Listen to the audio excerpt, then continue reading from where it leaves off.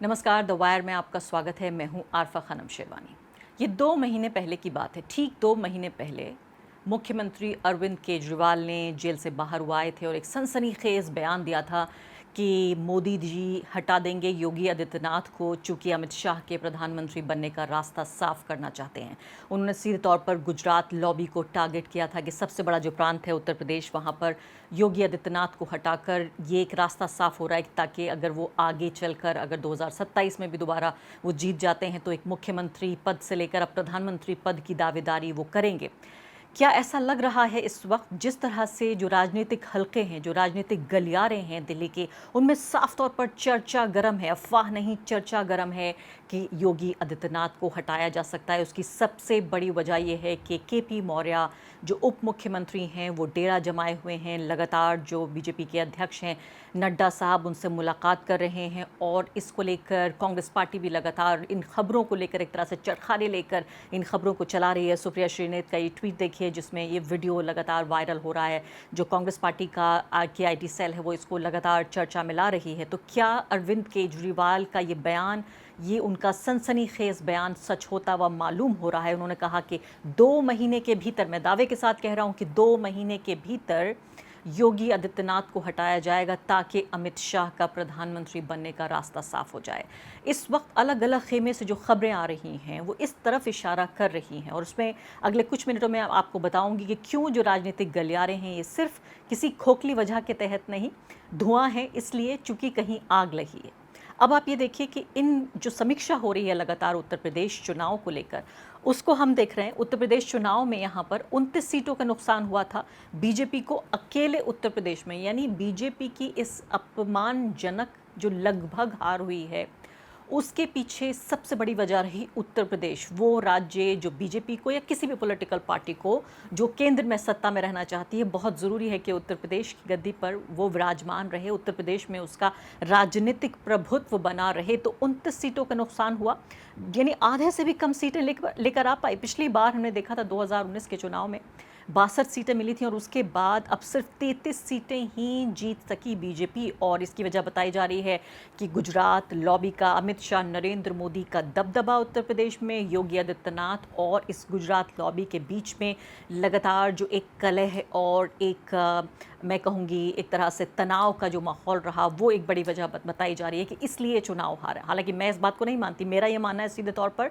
कि विपक्ष का जो पूरा चुनावी कैंपेन था वो इतना मजबूत था जब अखिलेश यादव और राहुल गांधी ने हाथ में संविधान की किताब लेकर जो भारत के सबसे गरीब और हाशिए के तबके हैं उनको बताया कि संविधान खतरे में है, आपके अधिकार खतरे में हैं, आपका आरक्षण खतरे में है, आपकी आज़ादी खतरे में है। जब उन्होंने ये बताया तो सीधे सीधे जनता तक ये आवाज़ पहुंची और जनता त्रस्त थी।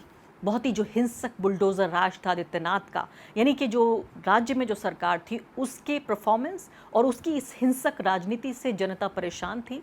नरेंद्र मोदी की भी जितनी ख़राब नीतियां रहीं पिछले 10 सालों में उनसे जनता परेशान थी और इस सब को मिला के नतीजा निकला। हो सकता है उसमें एक वजह ये भी रही हो कि इनकी आपस में तनाव था, लेकिन मेरा ये मानना, क्योंकि मैंने खुद उत्तर प्रदेश जाकर चुनाव के दौरान इसको कवर किया और देखा कि आम जनता में सीधे मैसेज पहुँच रहा है। अब जो समीक्षा हो रही है इस चुनाव की कि आखिर क्यों हार का सामना करना पड़ा उत्तर प्रदेश में, इस कहानी के साथ साथ आप ये भी समझिए कि 2027 का जो चुनाव है वो चने चबाने जैसा है। वो ऐसा चुनाव होने जा रहा है कि बीजेपी का जो अस्तित्व है भारत की राजनीति में वो तय करेगा। आप सोचिए एक पल के लिए कि अगर इतनी अपमानजनक ये लगभग हार जैसी जीत के बाद अगर 2027 का चुनाव भी हार जाती है बीजेपी, जिस तरह से राम के नाम पर राजनीति करने वाले लोग, राम के नाम पर हिंसक राजनीति करने वाली ये पूरी जो पॉलिटिकल पार्टी जिसको कहते हैं कि ये हमारा राजनीतिक आंदोलन है, इसको अयोध्या की जनता ने कैसे एक पल में उसको उसकी जगह दिखा दी। अगर सोचिए हार जाते हैं कि पूरी की पूरी जो राजनीतिक तस्वीर है, जो पॉलिटिकल लैंडस्केप है भारत का, वो बदल जाएगा। तो अब इस समीक्षा का मैं आपसे जिक्र कर रही हूँ कि ये समीक्षा जो हुई है इसमें आदित्यनाथ ने सीधे तौर पर ये कह दिया कि ओवर कॉन्फिडेंस लोकसभा चुनाव की में हार के पीछे वजह रहा है, अति आत्मविश्वास। सुन लेते हैं। लेकिन जैसा वोटों की शिफ्टिंग होती है और कहीं पर जब हम लोग ये मान करके चलते हैं कि आत्मविश्वास में कि हम तो जीत ही रहे हैं, तो स्वाभाविक रूप से वहां पर कहीं ना कहीं हमें खामियाजा भी भुगतना पड़ता है। और वह अति आत्मविश्वास कहीं ना कहीं हम लोगों को जहां चोट पहुंचाने में, उस विश्वास पर खरा उतरने में, उन अपेक्षाओं पर खरा उतरने में, जहां कहीं ना कहीं उस विश्वास पर कहीं ना कहीं चोट पहुंची, वहीं साथ ही साथ जिस विपक्ष ने चुनाव के पहले हिम्मत हार करके बैठ गया था, वह आज फिर से उछल कूद करने का कार्य कर रहा है। लेकिन दूसरी तरफ जो बिल्कुल भड़काने वाला बयान है केपी मौर्य का, उनको आप देखिए, वो ये कह रहे हैं कि जो पार्टी है वो राज्य सरकार से ऊपर है। न सिर्फ कि इतना, बल्कि उत्तर प्रदेश की भाजपा इसको ट्वीट भी कर रही है। उनके इस बयान को साफ तौर पे पता चलता है कि एक तरह से पार्टी में विद्रोह कर रहे हैं और कहा जा रहा है कि अब उन्हें सिर्फ उप मुख्यमंत्री बने रहना गवारा नहीं है। वो चाहते हैं कि क्यों ना इसी का फ़ायदा उठाया जाए, इस राजनीतिक माहौल का, और मुख्यमंत्री बना जाए। ये बयान उनका सुन लेते हैं। और आज इस प्रदेश कार्य समिति में मैं संगठन के वरिष्ठता हमारे देश के और प्रदेश के नेतृत्व के सामने कह रहा हूं, संगठन सरकार से बड़ा है।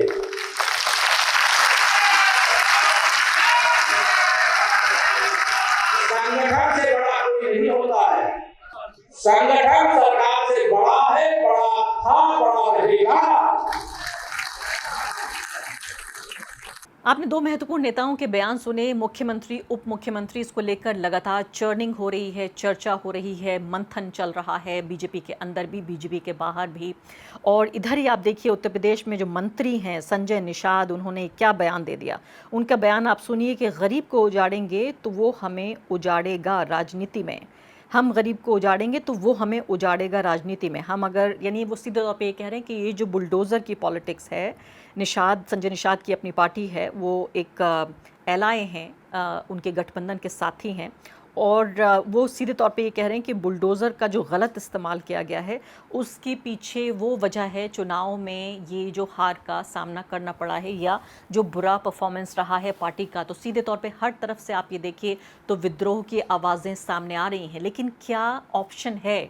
क्या बीजेपी के पास, नरेंद्र मोदी, अमित शाह के पास, क्या ये ऑप्शन है कि आदित्यनाथ को हटाकर वो मौर्य जैसे किसी ऐसे व्यक्ति को जिनकी लोकप्रियता नहीं है पार्टी में, पार्टी के बाहर, कार्यकर्ताओं में, इतना बड़ा हिंदुत्व का चेहरा योगी आदित्यनाथ, जिनको कहा जा रहा है कि नरेंद्र मोदी से भी कहीं ज़्यादा बेहतर चेहरा हैं, और वो जो एक तरह का हिंदू गौरव है उसे वापस ला रहे हैं। भारत के और उत्तर प्रदेश के जो मुसलमान हैं उनको सज़ा देने का काम कर रहे हैं, उन्हें पनिश कर रहे हैं, वहाँ गुंडा राज समाप्त कर रहे हैं, और उसकी आड़ में जो बाहुबली हैं, मुस्लिम बाहुबली, उनको निपटाने का काम कर रहे हैं। एक के बाद एक उन्होंने कहा था मिट्टी में मिला देंगे, आपको याद होगा विधानसभा में उन्होंने ये बयान दिया था। तो ये जो पूरा मामला सामने आ रहा है, क्या बीजेपी के पास ये ऑप्शन है कि वो ये कर सके? अगर वो ऐसा करती है तो उसका राजनीतिक खामियाजा, राजनीतिक कीमत क्या होगी, इसको आंक लेना बहुत ज़रूरी है। ये सिर्फ 2024 की बात नहीं है, ये आने वाले कई महत्वपूर्ण चुनाव भी हैं।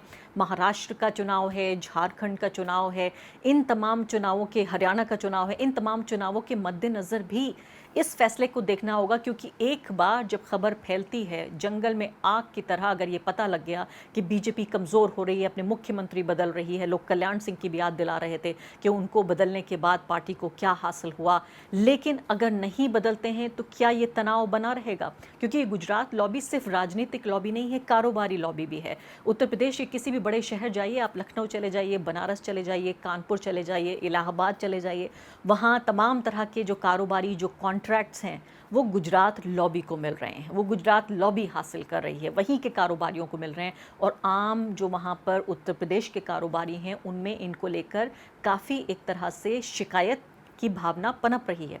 आइए इसी पे चर्चा करते हैं कि क्या आगे ये ऑप्शन है इसके पास, क्या इतना हिम्मत करेगी बीजेपी, और इसकी कीमत क्या हो सकती है। मेरे साथ वरिष्ठ पत्रकार अजय चतुर्वेदी बनारस से जुड़ गए हैं। अजय जी, कहा जाता है कि बिना आग के तो धुआं नहीं होता। अब आप मुझे बताइए कि क्या आग लगी है, सिर्फ धुआं ही धुआं है? क्या वाकई आदित्यनाथ को हटाया जा सकता है? देखिए, ये प्रक्रिया तो बहुत दिनों से चल रही थी, और आपको अच्छी तरह से याद होगा कि जब 2017 में इनको मुख्यमंत्री बनाया गया था, उस समय भी बहुत बड़ा खेल हुआ था, और यहाँ पर मनोज सिन्हा को, जो कि गुजरात लॉबी के काफी करीब माने जाते हैं, उनको मुख्यमंत्री बनाए जाने की बात चल रही थी। उन्हें दिल्ली इनवाइट भी कर लिया गया था। इस बीच में आरएसएस के दबाव के चलते योगी आदित्यनाथ को उत्तर प्रदेश की बागडोर सौंपी गई। लेकिन चाहे वो प्रधानमंत्री नरेंद्र मोदी हो या गृह मंत्री अमित शाह हो, इन दोनों को कभी भी योगी आदित्यनाथ सुहाते नहीं रहे हैं। इस लोकसभा चुनाव में भी पूरी तरह से, जो अभी हाल में बीता 2024 का लोकसभा चुनाव, उस दौरान भी लगातार ये बात चर्चा में रही कि ये इलेक्शन पूरा दिल्ली और लखनऊ के बीच में जो तालमेल नहीं बन पाया है, उसके चलते इनका बीजेपी को और एनडीए गठबंधन को इसका खामियाजा भुगतना पड़ सकता है। और खास तौर पर निशाने पर योगी आदित्यनाथ को ही लिया गया और कहा गया कि बड़े पैमाने पर ठाकुर वोट बीजेपी के साथ नहीं आ रहे हैं। और उसके बाद दूसरी चीज जो शुरू की गई कि ये बुलडोजर की राजनीति बीजेपी को नुकसान पहुंचा सकती है, और ये बुलडोजर अभी तक चल रहा है। जब आधे से भी नीचे चले आए बीजेपी, तो उसके बाद तो ये बवाल बवंडर मचना तय था। जिस हिसाब से रविवार को जो बीजेपी की बैठक हुई है, और उसमें बाकायदे योगी जी ने भी सीधे सीधे निशाना साधा है कि ये अति आत्मविश्वास के चलते हम लोग यहाँ हारे हैं। उनका निशाना और कहीं नहीं, सीधे सीधे प्रधानमंत्री नरेंद्र मोदी की तरफ था। ये समझा भी जा सकता है क्योंकि इस बार का चुनाव जो बीजेपी और एनडीए गठबंधन ने लड़ा, वो पूरी तरह से मोदी जी के चेहरे पर चुनाव लड़ा गया। मोदी की गारंटी, मोदी चारों तरफ, अरे जो होर्डिंग्स लगे थे, जो पोस्टर्स लगे थे, उसमें मोदी जी को छोड़ करके और किसी की तस्वीर तक नहीं थी। आपको अच्छी तरह से ये भी याद होगा कि जब अयोध्या में रामलला के मंदिर का उद्घाटन हो रहा था, उस समय भी कुछ योगी जी वहां थे। उत्तर प्रदेश के मुख्यमंत्री होने के नाते उनको वहां होना था और थे भी, लेकिन जो प्रिविलेज मिलना चाहिए था योगी आदित्यनाथ को, वो चीजें यहाँ नहीं मिली। तो ये एक तकरार तो दिल्ली और लखनऊ में बहुत दिनों से चल रही है, और अब वो कहीं ज्यादा गहरी हो चली है। इसी के चलते संजय निषाद ने भी हमला बोला है।